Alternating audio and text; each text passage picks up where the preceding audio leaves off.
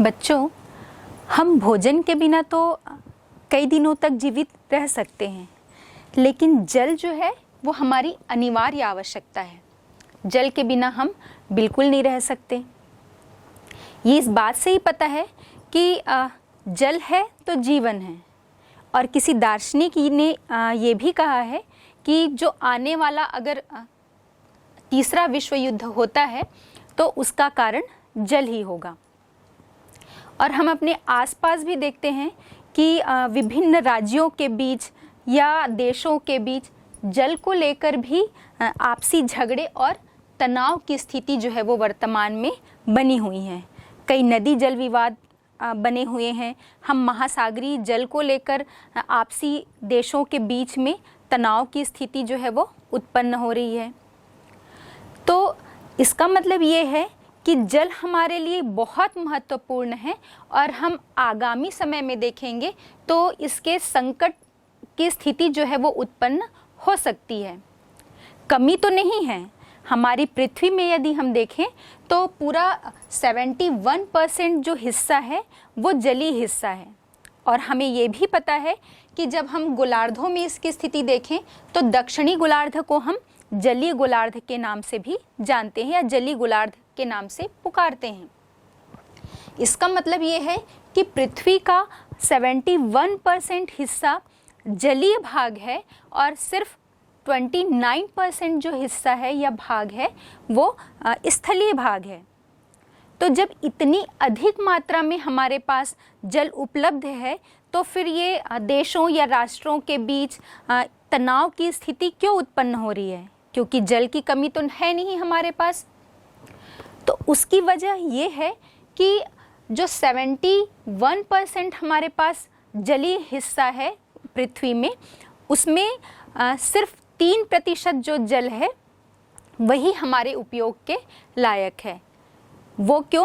क्योंकि जो 97% भाग है, यदि हम 71% कुल जो जलीय हिस्सा है उसको 100% मान लें तो उसका सिर्फ 97% जो भाग है, पूरा 97% जो भाग है वो अलवणीय है। मतलब वो हमारे उपयोग के लायक नहीं है।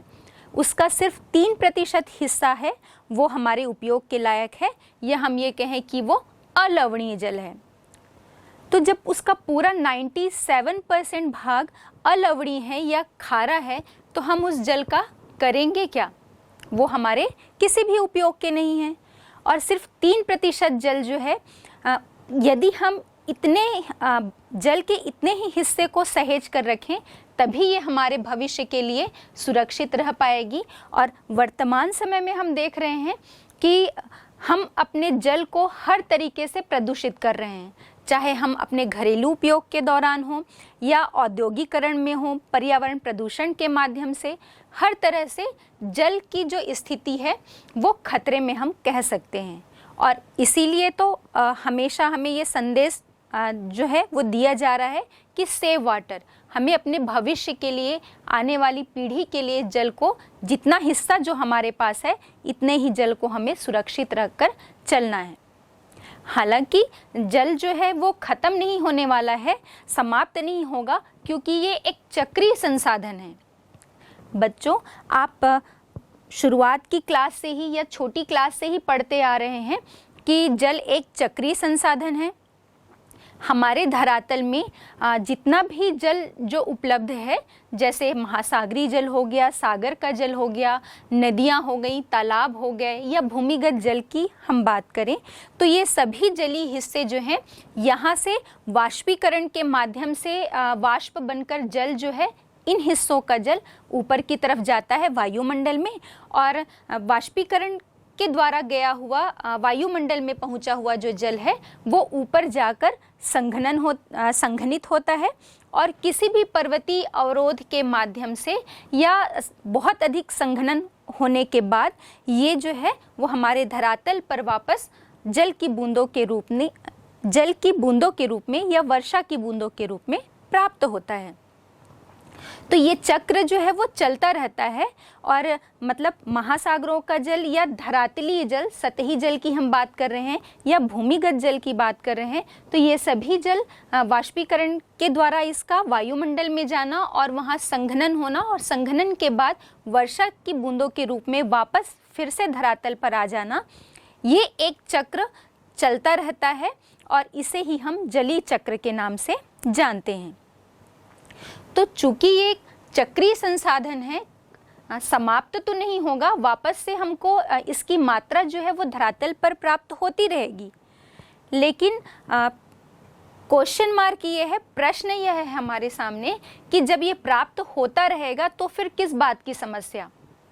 अभी मैंने कहा कि प्राप्त तो होगा, लेकिन हमारे क्रियाकलापों के द्वारा हम अपने जल को इतना अधिक प्रदूषित कर दे रहे हैं कि जिस प्रकार हमारे महासागरों का जो 97% हिस्सा जल का है जो लवणीय जल है और हमारे किसी कार्य का नहीं है, उसी प्रकार यदि हम अपने जल को सहेज कर और साफ सुथरा उसके प्रबंधन और संरक्षण के द्वारा हम उसे सुरक्षित नहीं रखते हैं, तो ये जल इतना प्रदूषित हो जाएगा कि ये हमारे किसी कार्य का नहीं होगा। इसीलिए ये मैसेज दिया जा रहा है कि सेव वाटर, या हमें इसे आगे आने वाली पीढ़ी के लिए सुरक्षित रखना है। अब जब हम जल संसाधन की बात कर रहे हैं तो ये जल संसाधन हमें अपने धरातल पर दो तरह से प्राप्त होता है या दो तरह से मिलता है। एक तो धरातलीय जल है, जो आप देख रहे हैं हमारी पृथ्वी पर जितने भी सागर हैं, महासागर हैं, नदियां हैं, तालाब हैं, ये सभी में जो जल उपस्थित होता है इसे हम सतही जल या धरातलीय जल के नाम से जानते हैं। और दूसरा है हमारा भौम जल या हम भूमिगत जल कहते हैं, और ये जल जो है ये हमें कुओं या नलकूप के माध्यम से प्राप्त होता है। ये जो भी जल के सोर्स हैं, स्रोत हैं जिनसे हमें जल उपलब्ध होता है, ये सभी हम किस में उपयोग कर रहे हैं। हमने कहा कि जल हमारी जल है तो जीवन है, जल जो है वो हमारी अनिवार्य आवश्यकता है। तो हम अपने दैनिक जीवन की आवश्यकताओं में भी जल का उपयोग करते हैं। साथ ही भोजन, दूसरी जो अनिवार्य आवश्यकता हमारा भोजन है, तो ये भोजन भी हमें कृषि से प्राप्त होता है। कृषि से उत्पन्न जो फसलें हैं उनसे प्राप्त हो रही है, तो कृषि के लिए भी जल जो है वो अनिवार्य है। साथ ही साथ हम बात करें जो हमारे औद्योगिक कार्य हैं और अन्य कार्यों के लिए भी जल जो है वो एक अनिवार्य तत्व है। तो ये जल के उपयोग हो गए। अब हम देखते हैं कि ये जो धरातलीय और भूमिगत जल है, ये इसकी कितनी मात्रा जो है वो आपके अलग अलग उपयोग में लाई जाती है। आज हम जल संसाधन के उपयोग, इसकी उपलब्धता, इसके संरक्षण और प्रबंधन के विषय में बात करेंगे। तो हम देखते हैं कि धरातलीय जल का जो है, अगर हम इसे 100% मान लेते हैं धरातलीय जल को, तो इसका कृषि में जो उपयोग है वो 89% हिस्सा कृषि में उपयोग किया जाता है। घरेलू उपयोग के लिए 9% हिस्सा जो है वो उपयोग किया जाता है और उद्योगों में 2% हिस्सा उपयोग किया जाता है। साथ ही जब हम भूमिगत जल की बात करते हैं तो इस भूमिगत जल का 92% हिस्सा कृषि कार्य में उपयोग किया जाता है। सिंचाई के लिए कुओं के माध्यम से, नलकूपों के माध्यम से। घरेलू उपयोग में 3% हिस्सा प्रयोग किया जाता है और उद्योगों में 5% हिस्सा जो है वो इसका उपयोग किया जाता है। हम सभी को पता है कि भारत जो है वो एक कृषि प्रधान देश है और इसका लगभग 2/3 हिस्सा जनसंख्या का वो कृषि में निर्भर है। तो कृषि के लिए हम ये कहें कि सिंचाई के लिए जल की जो अनिवार्यता है वो हमारे लिए बहुत अधिक बढ़ जाती है, क्योंकि हमें मालूम है हमारे भारत में जो मानसूनी हवाएं हैं, मानसून की कौन सी शाखा, दक्षिणी पश्चिमी शाखा से मानसूनी हवाओं से वर्षा होती है। और मानसून जो है वो अनियमित होता है, अनिश्चित होता है।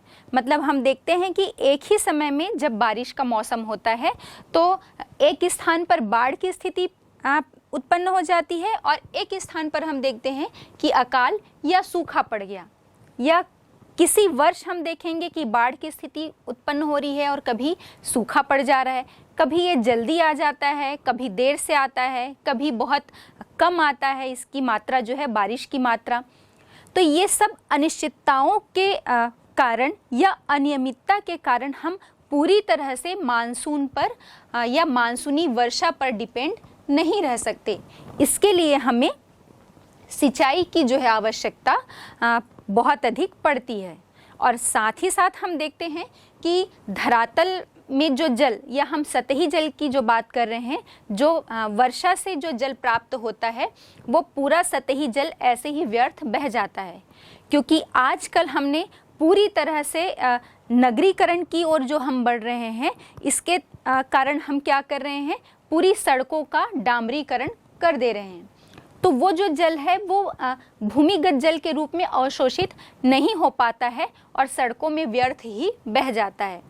या हमने जो बात की कि जब बाढ़ की स्थिति उत्पन्न होती है तो हम पूरे अपने उत्तर भारत के जो हिमालयीन राज्य की तरफ देखें, या वहाँ पर जो प्रवाहित होने वाली जो नदियाँ होती हैं, उनमें जो बारिश का जल आता है वो इतना अधिक हो जाता है कि ओवरफ्लो हो गया और वो व्यर्थ ही बहता हुआ जाकर समुद्र में मिल जाता है। तो हम देख रहे हैं कि इनके संरक्षण की आवश्यकता है ना। तो ये सब कार्य के लिए हमें सिंचाई, कृषि या उद्योग और अपने घरेलू उपयोग के लिए भी हमें जल की आवश्यकता पड़ती है।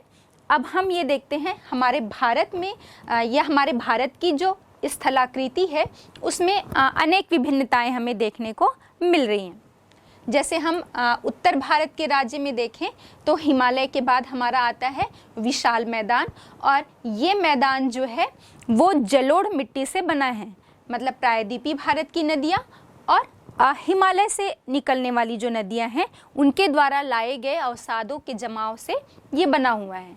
तो यहाँ पर जो मिट्टियाँ मिलती हैं वो या हम चट्टानों की बात करेंगे, ये जो चट्टानें हैं वो प्रवेश्य हैं, मतलब यहाँ पर जो जल प्रवाहित होता है वो यहाँ पर इन मिट्टियों में मिलने वाले रंध्र या छिद्रों के माध्यम से भूमिगत जल के रूप में नीचे चला जाता है। लेकिन जब हम पठारी क्षेत्र की बात करें, अपने प्रायद्वीपीय पठार की, तो यहाँ पर इस स्थलाकृति का निर्माण या इस धरातली सतह का जो निर्माण है कठोर चट्टानों से हुआ है, या ये बहुत प्राचीन चट्टानें यहाँ पर मिल रही हैं और ये प्रवेश गम्य नहीं है जल के लिए, या हम ये कहें कि यहाँ पर रंध्र जो है या छिद्र जो है इनमें बहुत कम मिलते हैं, जिसके कारण जो बारिश का जल है या जो भी सतही जल यहाँ पर मिल रहा है वो भूमिगत जल के रूप में नीचे नहीं जा पाता है। तो ये तो बनावट के अनुसार हमारे जो भारत में भूमिगत जल की उपलब्धता में हमने अंतर देखा। अब हम जब धरातली सतह की बात करेंगे या सतही जल में मुख्य रूप से जो नदियाँ सोर्स हैं जल संसाधन का, तो उसमें हम देखते हैं कि उत्तर भारत की जो नदियाँ हैं, चाहे हम सिंधु, गंगा, ब्रह्मपुत्र, यमुना, इन नदियों की जब बात करते हैं तो ये सदावाहिनी या वर्ष भर बहने वाली नदियां हैं, क्योंकि एक तो बारिश का जल इनमें आता है और दूसरा गर्मियों के मौसम में हम देखते हैं कि हिमालय में जो हिम क्षेत्र हैं यहाँ से बर्फ़ पिघलकर इन नदियों में मिल जाता है। तो ये सतत वाहिनी नदियाँ हैं, इनमें वर्ष भर जल की आपूर्ति होती रहती है। लेकिन जब हम दक्षिण भारत में चले जाएं तो दक्षिण भारत की नदियों की हम विशेषता देखेंगे कि ये नदियाँ मौसमी हैं। जब बारिश होती है, मानसून आता है, तो बारिश का जल इनमें आ जाता है या प्रवाहित होता है, उसके बाद फिर ये नदियाँ जो हैं इनमें जल की मात्रा बहुत कम हो जाती है। तो ये मौसमी नदियाँ हैं। तो हम देखते हैं कि जल संसाधन के रूप में भूमिगत जल की बात करें हम या फिर हम धरातली जल की बात करें, दोनों में ही हमें भारत में भिन्नता देखने को मिलती है। उपलब्धता जो है वो कहीं कम और कहीं अधिक रूप में मिलती है। अब हम भारत में देखते हैं कि वर्षा की मात्रा से या वर्षा से यहाँ पर जल की उपलब्धता लगभग 4000 घन किलोमीटर होती है। घन किलोमीटर मतलब आपका 1 किलोमीटर लंबा, 1 किलोमीटर चौड़ा और 1 किलोमीटर ऊंचा। तो कुल 4000 घन किलोमीटर वर्षा से जल की मात्रा हमें उपलब्ध हो पाती है एक वर्ष में भारत में। लेकिन ये 4000 घन किलोमीटर भी हमें पूरी मात्रा में प्राप्त नहीं होती है। क्यों?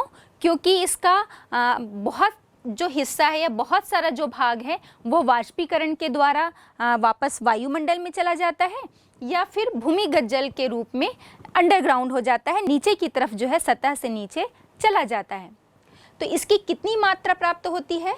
1869 घन किलोमीटर, या हम 4000 घन किलोमीटर की बात करें इसकी, तो इसके कुल का लगभग 60% जो है 60% हिस्सा ही हमें प्राप्त हो पाता है। और इसमें भी पूरे जल का उपयोग नहीं हो पाता। इसका भी लगभग 1122 घन किलोमीटर जो जली हिस्सा है या जलीय भाग है उसका ही हम उपयोग कर पाते हैं। अब इस 1122 घन किलोमीटर में भी हम देखते हैं कि लगभग 690 घन किलोमीटर जो है वो धरातली जल के रूप में प्राप्त होता है और लगभग 432 घन किलोमीटर जो जल है वो हमें भूमिगत जल के रूप में प्राप्त होता है। अब हम देखते हैं कि हमारे भूमिगत जल का जो सबसे अधिक उपयोग कुएं और नलकूपों के माध्यम से हम करते हैं, और इसमें भी हमें अब वर्तमान समय में समस्या जो है वो उत्पन्न हो रही है कि अपने आसपास हम देखेंगे कि जहाँ पर जब हम हैंडपंप की खुदाई कर रहे हैं या कोई बोरवेल की खुदाई कर रहे हैं तो हम पहले देखते थे कि बहुत ही कम सतह के नीचे जल की उपलब्धता हमें मिल जाती थी। लेकिन ये प्रमाण है कि अब हम लगभग 300 से 400 फीट नीचे तक चले जाते हैं तो भी हमें जल उपलब्ध नहीं हो पाता। मतलब लगातार भूमिगत जल का जो स्तर है वो नीचे की तरफ जा रहा है। ये एक महत्वपूर्ण समस्या है। और भूमिगत जल नीचे जा रहा है तो लगभग हम 200-300 फीट नीचे की गहराई तक खुदाई कर रहे हैं, तो छोटे पंप जो है उसमें वो कार्य नहीं करते, इसके लिए हम बड़े पंप लगा रहे हैं। तो दो नुकसान हो रहे हैं। एक तो हम जो आसपास का जो जगह है या छोटे जो नलकूप वहाँ पर लगाए गए हैं, पंप लगाए गए हैं, उनमें उस इतनी क्षमता नहीं रह जाती, क्योंकि बड़े पंप जो हैं वो पानी को अपनी तरफ खींच लेते हैं तो वहाँ तक पानी ही नहीं पहुँच पाता। और साथ ही साथ बिजली या विद्युत की भी जो हम या ऊर्जा की बात करें तो इसकी भी बर्बादी होती है। अब हम ये देखें कि इसका सबसे अधिक उपयोग कहाँ पर होता है भूमिगत जल का सिंचाई के माध्यम से। तो आपको ध्यान में होगा जो हरित क्रांति जब देश में आई थी तो उसका सबसे मतलब हम ये कह सकते हैं कि उसको कहाँ पर एडॉप्ट किया गया था, जहाँ पर सिंचाई की उपलब्धता थी, क्योंकि मानसून पर तो हम डिपेंड नहीं रह सकते हैं। अभी हमने बात की कि वो अनियमित है, अनिश्चित है, कभी कम कभी ज़्यादा। तो इसलिए हरित क्रांति में जो हमने मैक्सिको से हम गेहूँ लेकर आए या हम फिलीपींस से चावल की जो किस्म लेकर आए, इन सभी को हमें हरित क्रांति के माध्यम से अधिक पैदावार या अधिक उपज जो है हमें प्राप्त करनी थी। तो हम इन्हें उन्हीं स्थानों पर कर सकते थे जहाँ पर सिंचाई की पर्याप्त मात्रा में उपलब्धता थी। तो इसमें हम देखते हैं कि जो आपका पंजाब है, हरियाणा है, राजस्थान की हम बात करें तो या तमिलनाडु में हम देखें, यहाँ पर सबसे अधिक सिंचाई जो है वो आपके भूमिगत जल के द्वारा की जाती है। इनके अलावा हम देखें कि इसी कारण से यहाँ पंजाब, हरियाणा या पश्चिमी उत्तर प्रदेश की हम बात करें तो यहाँ का भूजल स्तर जो है वो एकदम नीचे की तरफ चला गया है। इसका एक नुकसान भी है कि हम बहुत अधिक मात्रा में सिंचाई के लिए इसका उपयोग कर रहे हैं भूमिगत जल का, तो एक समय के बाद ये लगातार जो है इसका स्तर नीचे की तरफ गिरता जा रहा है। और साथ ही साथ हम देखेंगे कि यहाँ की जो भूमि है उनमें लवणों की मात्रा बहुत अधिक सिंचाई करने से लवण जो है वो भूमिगत जल से ऊपर की तरफ सतह की तरफ हमें नज़र आते हैं और इसका उपजाऊपन भी जो है वो बहुत ज़्यादा सिंचाई के कारण नष्ट हो जाता है। साथ ही साथ हम देखेंगे कि पश्चिम बंगाल या बिहार के कुछ भागों में भूमिगत जल में मतलब हम बहुत अधिक नीचे स्तर की तरफ जा रहे हैं, तो यहाँ पर आर्सेनिक नामक जो विषैली धातु है या विषैला जो पदार्थ है उसकी मात्रा जो है वो बढ़ गई है। और साथ ही साथ हम राजस्थान की या महाराष्ट्र की बात करें तो यहाँ पर बहुत अधिक भूमिगत जल निकालने के कारण यहाँ के जल में फ्लोराइड की मात्रा जो है वो बहुत अधिक बढ़ गई है, जिससे हड्डियों की समस्या जो है वो उत्पन्न होने लगी है। अब हम देखते हैं धरातलीय जल। धरातलीय जल या हम सतही जल की बात करें तो हमने देखा कि हम इसमें नदियों के माध्यम से, तालाबों के माध्यम से, तलैया मतलब छोटे तालाब या झीलें, ये सभी जो हैं वो सतही जल या धरातलीय जल के अंतर्गत आते हैं। नदियाँ जो है हमने देखा कि हमारे भारत में बहुत सी छोटी और बड़ी नदियाँ प्रवाहित होती हैं और ये हमारे सिंचाई का एक सर्वप्रमुख साधन है। जब हम बात करें नदियों की जो संज्ञा दी गई है हमारे भारत में, तो जिन नदियों की लंबाई लगभग 1.6 किलोमीटर है उन्हें हम नदियाँ कहते हैं। तो इस प्रकार से हमारे भारत में लगभग 10,360 कुल नदियाँ हमें देखने को मिलती हैं। अब इन नदियों के माध्यम से या इन नदियों में नहरें निकालकर, बांध बनाकर, झीलों के माध्यम से हम सिंचाई के लिए अपने भारत में इस धरातलीय जल का उपयोग करते हैं। और इन नदियों में भी हम देखेंगे कि ये डिपेंड करता है इनके जल ग्रहण क्षेत्र पर, या हम ये कहें कि नदी बेसिन के आकार पर। तो नदी बेसिन का आकार में भी अगर हम देखें तो अपने सतलज, गंगा, ब्रह्मपुत्र इन नदी बेसिन पर चले जाएं तो यहाँ पर हमें बहुत अधिक जल की मात्रा उपलब्ध है, क्योंकि ये बहुत बड़ी बड़ी नदियाँ हैं। हमें पता होना चाहिए कि हमारे विश्व में जो 2 नदियाँ हैं हमारी, गंगा और ब्रह्मपुत्र, वो विश्व की सबसे लंबी जो 10 नदियाँ हैं उनमें इनका नंबर आता है, गंगा और ब्रह्मपुत्र का। लेकिन पूरे भारत में यदि हम देखते हैं तो इसमें भी अलग अलग नदी जो बेसिन है उनका आकार अलग अलग है और इनकी जल ग्रहण क्षमता भी अलग अलग है। जैसे हम उत्तर में चले जाएं तो हमने बात की सतलज, गंगा और ब्रह्मपुत्र की, और दक्षिण की तरफ हम आते हैं तो महानदी बेसिन है, कृष्णा नदी बेसिन है, कावेरी नदी बेसिन है, नर्मदा और ताप्ती की जो घाटी क्षेत्र है, भ्रंश घाटी क्षेत्र है। इन सभी में हम देखें तो हमने थोड़ी देर पहले ही अभी बात की थी कि जब हम उत्तर भारत में देखते हैं तो उत्तर भारत की जो नदियां हैं सदा प्रवाहिनी तो है ही, लेकिन इसमें वर्षा का जल भी जो है वो बहुत अधिक मात्रा में होता है और मतलब बहुत अधिक जल जो है इसका उचित प्रबंधन नहीं होने के कारण वेस्ट हो जाता है। हम ये कहें कि सीधे बहता हुआ ये जाकर समुद्र में मिल जाता है, जो हमारे किसी काम का नहीं है। अब हमने नदी बेसिन की बात की थी तो आपको ये पता ही होना चाहिए कि नदी बेसिन का तात्पर्य क्या होता है। एक मुख्य नदी प्रवाहित हो रही है और उस मुख्य नदी में उसकी कई अन्य सहायक नदियां जो हैं वो आकर मिलती हैं, तो वो जितना क्षेत्र है वो उस नदी का बेसिन कहलाता है। या जैसे हम जिस भी नदी बेसिन की बात करें, महानदी बेसिन जब हम कह रहे हैं तो महानदी और उसकी अन्य जितनी भी सहायक नदियां हैं वो उसमें शामिल होंगी। गंगा नदी बेसिन की हम बात करें तो गंगा और उसकी जितनी भी सहायक नदियां हैं, छोटी बड़ी सहायक नदियां हैं, वो सभी उस क्षेत्र के अंतर्गत आएंगी। और जब हम जल ग्रहण क्षेत्र की बात कर रहे हैं तो मुख्य नदी और उसकी सहायक नदियां जितने क्षेत्र का जल लेकर आती हैं उसे हम जल ग्रहण क्षेत्र कहते हैं। अब ये डिपेंड करता है वर्षा पर।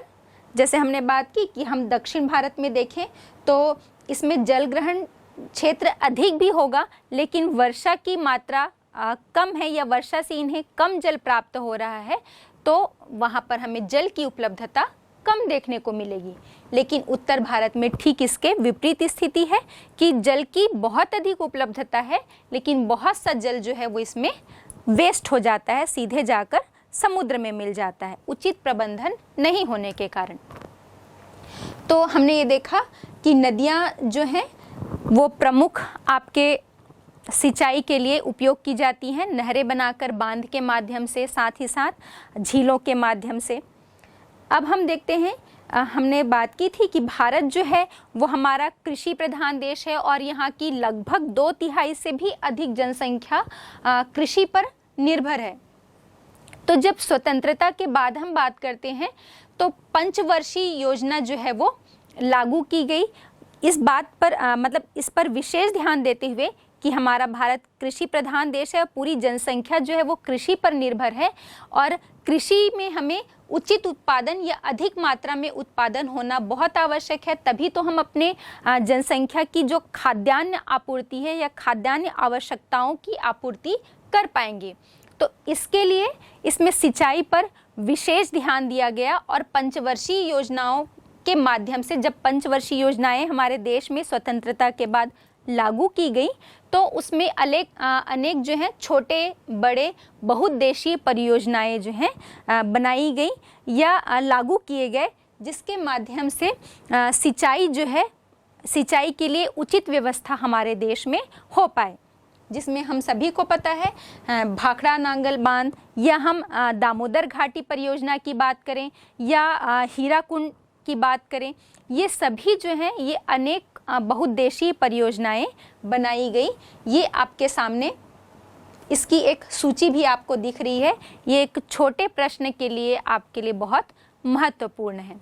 साथ ही साथ हमने जो बात की थी कि यहाँ पर जो 4000 घन किलोमीटर वर्षा के माध्यम से जो भारत में जल की आपूर्ति होती है और इसका भी केवल 60% 1869 घन किलोमीटर जो है जल उपयोग के लायक हो पाता है और उसमें भी हम 1122 घन किलोमीटर जल ही उपयोग कर पाते हैं। और इसमें हमने देखा था कि धरातली जल की मात्रा 690 घन किलोमीटर और भूमिगत जल की जो मात्रा है वो 432 घन किलोमीटर। तो ये जो आंकड़े हैं वो भी आपको छोटे प्रश्न के हिसाब से ध्यान में होने चाहिए। और साथ ही साथ हमने जल, चाहे हम धरातली जल की बात करें या हम भूमिगत जल की बात करें, इसके जो उपयोग हैं, चाहे हम कृषि, घरेलू या उद्योग में हम जितना प्रतिशत उपयोग किया जाता है इन जलों का, वो भी हमें याद होने चाहिए।